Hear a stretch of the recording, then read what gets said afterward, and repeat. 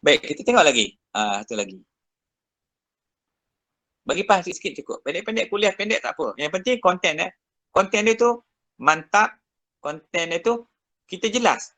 Selalu hari ni kita blur. Itu saya nak panjangkan sikit tajuk ni tentang Khalifah Pusaka, Khalifah Wali agama Islam. Bagi kita jelas. Yang benda ni sebenarnya ada di dalam Al-Quran, dicerita. Dia tak dihuraikan. So kita nak bincang, ini pun bukanlah saya nak bincang detail. Saya nak bincang, nak bagi faham betapa kena terima benda ni balik. Rugi lah kalau kita tak terima benda ni, kita tak ada kekuatan apa-apa. Harapkan semangat kalau orang datang nak serang kita, betul takut ini. Macam mana ni? Tapi kalau ada kekuatan tu, kau nak serang. Ada kegurunan atas kita. Sebab apa? Sebab dalam kalimah syahadah tu dah ada dah. Dah ada lengkap dah. Tak payah nak pergi silat bukan dah. Tak payah nak sebut nak karate ke, taekwondo ke, tai chi ke, silat gayung ke, berpenda ke, tak payah. Sebab dalam kalimat syahadah ni lengkap. Macam mana Rasulullah pergi perang tu, tengoklah sejarah peperangan Rasulullah perang Badar tu. Kita mana pernah dengar Nabi ada tak Nabi buat latihan gelanggang sebelum tu, sebelum berlakunya perang Badar tu. Tak ada pun. Tak ada ajar silat tu ke silat tak ada. Kan? Maka sebab apa? Bila dia sahabat-sahabat menerima kalimat syahadah ni, sahabat tu menerima sekaliannya di atas mana sekaliannya dan juzuk-juzuknya. Macam mana Jibril hafal di Lauh Mahfuz. Jibril pergi ambil di Lauh Mahfuz, bawa turun. Kemudian jumpa dengan Nabi dalam Gua Hira. Dia peluknya Rasulullah. Kenapa dia peluk Rasulullah? Sebab Jibril transfer. Dia pindahkan segala apa yang ada yang di sana tu kepada Rasulullah. Semua lengkap. Kekuatan rohani jasmani. Ilmu, semua ilmu ketuhanan. Semua ada kat situ. Itulah kehebatan Rasulullah. Dia tak sama dengan Nabi lain. Itu kehebatan. Maka bila duduk pada Rasulullah, maka bila kita terima pusaka Rasulullah tu, maka segala limpahan nubuah kenabian daripada Nabi itu melimpah terus ke atas mana-mana manusia yang kembali menerima balik akan kalimat takwa ini. Itulah kemuliaan Islam. Itulah kehebatan Islam. Tapi kenapa tak jadi hebat? Sebab kita beberapa orang tinggal. Hal lain tak terima pun tak nak ambil. Duk berasa hebat. Kita ada senjata. Kita ada kereta kebai. Duk harap lah kereta kebai tu. Kereta kebai kat Afghanistan tu, orang Afghanistan dia tembak selamba kereta kebai. Peluru katak bodoh tu je. Buat sembahyang hajat 2 rakaat, peluru tu lompat sendiri. Ini yang orang paling takut. Orang kafir cukup takut. Sebab tu dalam amalan tarikat kalau kita lihat, amalan macam ni. Amalan tarikat pun begitu juga. Orang kafir cukup takut. Maka sebab tu mereka mengharamkan tarikat ni. Sebab dia tarikat ni orang-orang yang ahli tarikat. Orang bukan orang ahli gila dunia. Sebab dia duduk dalam amalan. Sentiasa dalam amalan. Maka doa mereka ni makbul. Maka demikian juga dengan kita disebut ni tentang kalimat syahadah. Pada kalimat syahadah tu, konten itu. Yang penting konten. Apa konten dia kat situ? Kalau kita nak jadi seorang ulama, maka kita duduk adab betul-betul tempat ulama tu. Akan jadi ulama. Nak jadi orang hebat macam mana? Nak create apa akhir zaman ni? Nak cipta senjata apa? Contoh, nak tolong kerajaan Malaysia ni. Duit tak cukup nak beli ni bagi kat orang duit dan nak habis.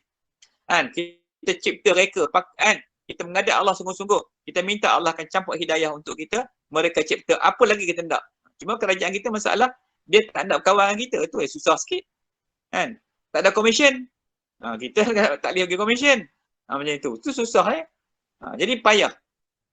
Baik. So jadi, semua dah umum dah tahu. Kita dah tahu bahawasanya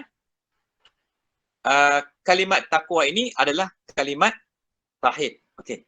Kemudian dia juga kalimat syahadah. Kalimat tauhid ni adalah kalimat syahadah. Jadi saya sebutkan tadi, saya ulang balik. Jadi nak bagi faham kalimat taqwa, kalimat tauhid, kalimat syahadah, kalimat itulah. Jadi dikatakan wa alzamahum kalimat taqwa. Kalimat taqwa tu adalah kalimat syahadah. Kalau kita mengucap syahadah pun syahadah lah. Kalau kita kalimat tauhid pun tauhid lah, itu kalimat syahadah juga. Kat situ. Maka, iaitulah ucapan 2 kalimat syahadah. Yang mana? Yang menjadi rukun asas dalam Islam. Bunil Islam wala khamsi syahadati alla ilaha illallah wa anna Muhammadar Rasulullah. Sengaja saya ulang banyak kali. Hadis tu nak bagi faham bahawasanya Islam itu bermula dengan menerima 2 kalimat syahadah. Faham tak? Islam, bermulanya Islam atas tiap-tiap mukallaf itu ialah semasa mana? Semasa ia menerima akan ucapan 2 kalimat syahadah. Dia terima syahadah, maka bermulalah Islam. Kalau dia kafir sekalipun, macam orang bukan Islam, masuk Islam, maka ketika itu, maka jadilah ia Muslim lagi mukmin. Demikian juga kalau orang Melayu pun yang mana keturunan itu, maka bila dia mengucap syahadah, maka jadilah ia orang Muslim lagi mukmin. Dua kat situ. Maka sebab itulah dia rukun Islam yang pertama. Maka kalimat ini, kalimat syahadah ini hendaklah diwarisi secara talqin, diwarisi talqin, maknanya dia kena terima syahadah tu, talqin itu secara berhak. Kena ada kaedah dia, kena ada silsilah dia, kena ada sanad dia sampai berhubung balik kepada Rasulullah. Tapi nak berhubung dengan siapa? Kena ada murabbi dia. Maka murabbi dia siapa? Kita dah cerita semalam, iaitulah Sultanul Aulia Sayyidi Syekh Muwahhid Abdul Qadir Jalani. Itu kita punya murabbi dalam amalan kita ni. Ada orang tanya, Ustaz, bukan ada tarekat Qadariyah ke? Bukan Syekh Abdul Qadir Jalani juga tak? Ya, ada.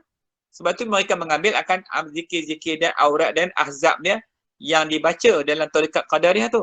Tapi yang kita terima ni adalah talqin dua kalimah syahadah. Dia beza sikit. Walaupun dalam tarekat juga ada syahadah, tapi dia tidak talqin syahadah. Cuma kita ni kaedah ni saja yang kita bawa ni adalah kita ajarkan kalimat syahadah tu dulu. Pasal nak mengambil, nak terima balik, nak kena waris balik. Kita bukan waris daripada mak bapak kita ni. Kita waris daripada Nabi sendiri. Melalui guru kita tu, iaitulah Sultan Aulia Syekh Muhammad Qadir Jalani. Maka siapa yang nak bawa kepada guru ni tadi? Maka orang-orang macam kita ni lah manusia. Siapa yang ada sekarang ni lah yang terima, yang bertalian yang terima daripada guru sampai kat kita sekarang ni. Contohnya yang menerima dulu asal dia daripada Syekh Ahmad Al-Fatani, iaitu ulama Patani, ulama Melayu pertama yang menjadi mufti di Mekah. Dia menerima daripada Sultan Aulia Syekh Abdul Qadir Jalani dengan wasitah Khidir alaihissalam. Itu yang pertama. Kemudian salah silah dia panjang lah, kalau nak cerita nanti kita tunjuk nanti salah silah. Sanad tu sampai macam mana sampai dekat Syekh Abdul Qadir Jalani. Kemudian Tok Kendali pula terima daripada dia. Contohnya. Kemudian Syekh Mahmud tu Tok Guru saya lah, terima daripada Tok Kendali. Kemudian meninggal ada orang itu. Kemudian masa mereka hidup, saya terima pula dengan Tok Guru tu. Maka begitu juga sampai pada saya sekarang. Esok kita dah tak ada dah. Hak bawah pula sambung. Yang mana terima tu dia akan sambung. Dan kalau hak Allah, hak Rasul, dia akan jaga benih ni. Zuriat ni dia akan jaga. Daripada titih benih ni, seorang-seorang akan jaga. Sampailah datangnya Mahdi, sampailah dunia ni kiamat. Maka dia akan turun macam itu. Dia turun kat mana tak kisah. Bukan seorang Bukan satu jalan. Banyak jalan. Daripada Syekh Abdul Qadir Jalani tu dia ada 10 anak murid dia. Yang bertebaran seluruh dunia masa tu. Termasuklah Abdullah Al-Khumari yang ada kat Gunung Jerai makam dia, yang bawa datang ke Nusantara ni. Itu salah satu yang bawa ke sini. Maka anak murid dia ramai. Maka pecahan satu dunia. Di Amerika lain, di Eropah lain, di Mesir lain, di Afrika lain pula. Jalan sama juga, tapi kaedah yang sama juga, tapi melalui anak murid dia yang lain. Maka banyak, bukan kita saja. Kita Nusantara ni, ini jalan dia. Itu kena faham macam tu. Tapi benda yang satu juga, kaedah yang sama juga. Baik. So jadi kena terima balik syahadah, kena mewarisi balik. Sebab itulah Allah kata dalam Quran ni dalam surah Al-Anbiya ayat 105, annal arda yarisuha ibadis salihun. Apa dia? Bahwasanya bumi ini dipusakai hamba-hambaku yang soleh. Bumi ini dipusakai oleh hamba-hambaku yang soleh.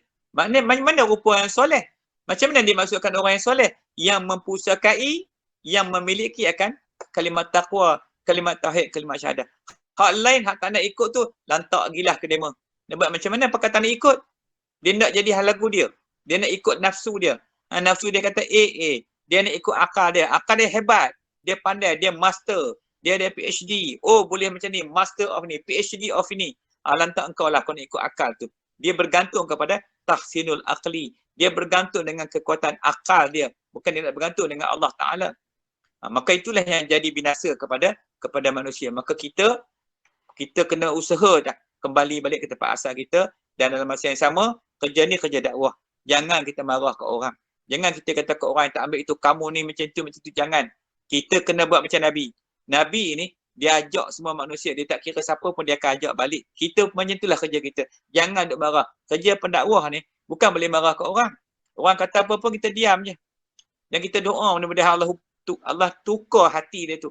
Kan? Dan kalau kita ada masa ruang, sembang-sembang dengan dia, bang, abang tak mengucap, pernah mengucap tak bang? Masa umur akhir balik. Mengucap apa pula? Saya kan di Islam dah. Yelah, tapi abang Islam mak bapak punya, abang punya. Macam mana pula? Kena yang baik tu, dia tanya kita balik, kita ceritalah sikit-sikit. Lepas tu dia tanya balik. Habis kalau saya nak terima boleh tak? Masa itulah kalau kita dah syahadah dah terima syahadah macam ni, dah beramal dah, maka kita ajarlah ke dia. Sekurang-kurangnya, kita ajar dia mengucap balik. Macam kita ajar dia mengucap malam-malam tu. Paling tidak ajarlah mengucap tu dulu. Asyhadu an la ilaha illallah tu kan, kemudian la ilaha illallah Muhammadur Rasulullah 3 kali. Allahu Akbar 7 kali. La ilaha illallah 3 kali. Itu yang diterima oleh Sayyidina Ali daripada Nabi SAW yang diajak oleh Jibril kepada Rasulullah. Yang last kali itu, la ilaha illallah, la ilaha illallah 3 kali itu, Allah, Allah, Allah, Allah. Cuma dia ada, kalau ikut dia ada kutubah dia. Kutubah syahadah tu ada. Macam ni kuliah ni kutubah lah ni. Kita kutubah dulu cerita-cerita ni, kemudian kita ajar mengucap. Ni kutubah panjang lah ni, kat setengah jam. Kutubah tak lama. Kan? Kutubah dia dalam 2-3 minit je. Tapi ni nak cerita bagi faham. Ni pun kutubah lah ni. Nak bagi faham. Lepas tu kita syahadah. Kalau yang mana belum syahadah lagi.